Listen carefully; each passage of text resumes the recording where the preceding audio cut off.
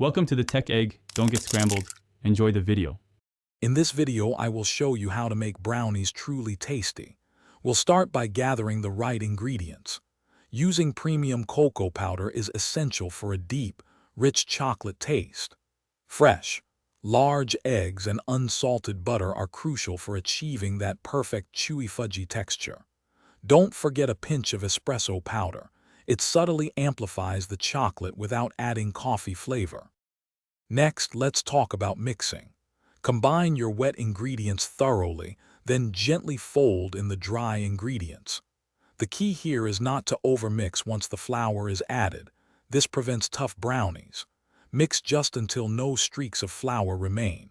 If you're adding chocolate chips or nuts, fold them in evenly for a delightful surprise in every bite. Baking is where the magic happens for fudgy brownies. Preheat your oven to 350 degrees Fahrenheit. Use a 9 by 13-inch baking pan for a good thickness.